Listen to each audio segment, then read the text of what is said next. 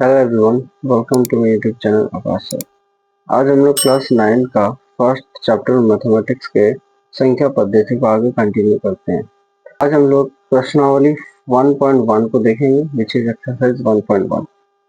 ये बहुत एक छोटा सा एक्सरसाइज है। देखो, पहला क्वेश्चन है, क्या शून्य एक परिमेय संख्या है? क्या इसे आप p बाई क्यू के रूप में लिख सकते हैं, जहाँ p और कोई पूर्णांक है और q is not equal to 0 है? तो इसका जो आंसर होने वाला है बोलेंगे हाँ, शून्य एक परिमेय संख्या है। 0 क्या होता है? एक परिमेय संख्या है ना। इसे 0/1 के रूप में लिख सकते हैं, जहां देखो ऊपर वाला p नीचे वाला q, ऊपर जहां p इज इक्वल टू 0 तथा q इज इक्वल टू 1 है। ठीक है, तो हम जीरो को परिमेय संख्या बोलेंगे और इसको हम 0/1 यानी कि p बाई q के फॉर्म में लिख सकते हैं। ओके, ठीक है। अब क्वेश्चन नंबर टू है, 3 और 4 के बीच 6 परिमेय संख्या ज्ञात कीजिए। इसके सोल्यूशन करते हैं। 3 और 4 के बीच में हमको 6 परिमेय संख्या निकालना है, तो इसके लिए क्या करेंगे, 3 इज इक्वल टू 3 को हम लिखेंगे, क्या लिखेंगे, 3 मल्टीप्लाइड बाई, आपको 6 परिमेय संख्या निकालना है तो एक एक्स्ट्रा यानी कि 7 से मल्टीप्लाई और डिवाइड कर दोगे। 7 मल्टीप्लाई कर दिए, 7 डिवाइड कर दिए, इससे हमको बहुत आगे फायदा होगा। और ये 7 7 कट जाके 3 ही बचेगा, आपको काटना नहीं है, लेकिन काट के अगर देखोगे तो वही नंबर आपको मिलेगी। ठीक है, तो अभी 3 और 7 को जो मल्टीप्लाई करेंगे, 3 7 जो 21 डिवाइडेड बाई 7, तो ये जो 21/7 है वो 3 का ही एक रूप है ना। यानी कि इसको अगर काटोगे 3 ही मिलेगा आपको। नेक्स्ट है संख्या 4। 4 को मैं क्या लिख सकता हूँ, 4 multiplied by 7 divided by 7 and this will be 4 7 जा 28 डिवाइडेड बाई 7। 28/7 जो है, इसको अगर आप कैंसिल करोगे तो आपको क्या मिलेगा, 4 ही मिलने वाला है। तो अभी आप 21/7 और 28/7, चूंकि ये 3 को ही हम लोग लिखे, लेकिन ये परिमेय संख्या आपको अच्छा दिख रहा है, ऊपर वाला p नीचे वाला q, हालांकि ये भी परिमेय संख्या है, ऊपर वाला 3 नीचे कुछ नहीं तो 1 p बाई q। इसको निकालने के लिए आपको अच्छा तरीका यहाँ पर देखने को मिला।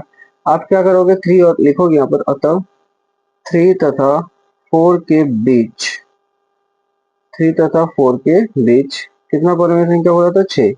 6 परिमेय 6 परिमेय संख्याएं 6 परिमेय संख्याएं क्या क्या होगा, 21/7 के बाद से 22/7, फिर 23/7, 24/7, फिर 25 ऐसे करके आप लिखते चलोगे।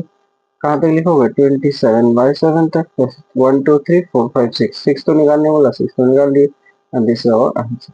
ठीक, next move to question number third. Question number third कहता है, 3/5 और 4/5 के बीच 5 परिमेय संख्या ज्ञात कीजिए। 5 परिमेय संख्या को निकालना है, तो सेम हम लोग मेथड की यूज करेंगे। देखो, सबसे पहले आपको देखना है नीचे हर बराबर है कि नहीं है। हर यहाँ पर बराबर, तो ये बहुत सिंपली बन जाएगा। तो 3/5 इज इक्वल टू, आपको कितना निकालने वाला है, 5। तो आप किससे गुना करोगे, 6 से। तो ऊपर में भी 6 गुना कर देंगे और नीचे में भी 6 गुना कर देंगे। तो 6 8 जा 18, तो कितना होगा, 6 3 जा 18 डिवाइडेड बाई 5 6 जा 30। ठीक है, सिमिलरली 4/5 को आप करोगे, 4 multiplied by 6 divided by 5 multiplied by 6 and this will be 4 6 जा 24 डिवाइडेड बाई 30। अब आप बोलोगे कि 3/5 और 4/5 के बीच कितना परिमेय संख्या, 5। 5 परिमेय संख्याएं 5 परिमेय संख्याएं क्या क्या होगी, 18 बाई, इसके बाद आप करो 19/30, 20/30 ऐसे करके लिखो, 21/30, फिर 22/30 and the third last one is 23/30। Okay, and इसके बाद क्या होगा, 24/30 जो कि यहाँ पर है। तो आप देखो 1 2 3 4 5, ये हमारा हो गया आंसर। इस एक्सरसाइज का लास्ट क्वेश्चन है फोर्थ। बोला है, नीचे दिए गए कथन सत्य है या असत्य, कारण के साथ अपने उत्तर दीजिए। पहला है, प्रत्येक प्राकृत संख्या एक पूर्ण संख्या होती है। तो इसका उत्तर लिखेंगे, तो सबसे पहले आपको देखना है कि सही है कि नहीं है। अब प्राकृत संख्या हमको पता है, ये रफली आप करोगे। प्राकृत संख्या क्या होता है, जो 1 से शुरू, तो 1 2 3 से प्राकृत संख्या है। पूर्ण संख्या क्या होता है, जो 0 से होता है, 0 1 2 3 4, है ना। तो जब प्रत्येक मतलब हर एक के जो नंबर उसमें है, क्या है, यस है, बोलेंगे हाँ। हाँ, प्रत्येक प्राकृत संख्या, प्रत्येक प्राकृत संख्या एक पूर्ण संख्या है, पूर्ण संख्या है। क्योंकि क्योंकि प्राकृत प्राकृत संख्या 1 2 3 डॉट डॉट है, तथा पूर्ण संख्या 0 1 2 3 डॉट डॉट है ना। ये इसका एक्सप्लेनेशन है कि प्राकृत संख्या 1 2 3 4 है और पूर्ण संख्या 0 1 2 3 4, ये सारे नंबर उसमें है, तो ये जो हमारा स्टेटमेंट है वो ट्रू है। नेक्स्ट, मतलब प्रत्येक पूर्णांक एक पूर्ण संख्या होती है। पूर्णांक क्या होता है, जिसमें 0 पॉजिटिव नेगेटिव नंबर होता है। पूर्ण क्या होता है, जिसमें 0 होता है, पॉजिटिव होता है, नेगेटिव नहीं होता। तो इसका आंसर क्या करेंगे हम लोग, बोलेंगे नहीं।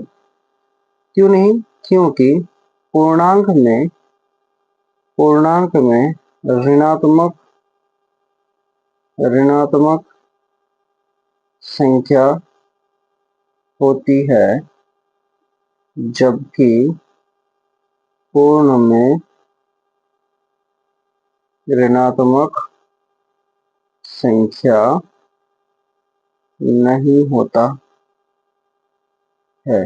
ठीक, यानी पूर्णांक में नेगेटिव नंबर होता है, जबकि पूर्ण संख्या में नेगेटिव नंबर नहीं होता है, ये कारण है इसका। नेक्स्ट क्वेश्चन है, प्रत्येक परिमेय संख्या एक पूर्ण संख्या होती है, यानी कि हर एक परिमेय संख्या जो है वो पूर्ण संख्या होती है क्या, नहीं।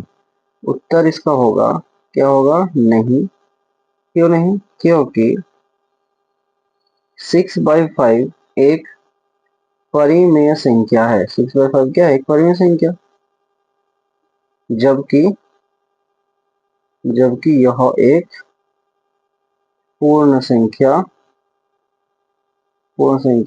नहीं है। 6/5 एक परिमेय संख्या तो है, लेकिन पूर्ण संख्या नहीं है, इसलिए प्रत्येक परिमेय संख्या एक पूर्ण संख्या नहीं है।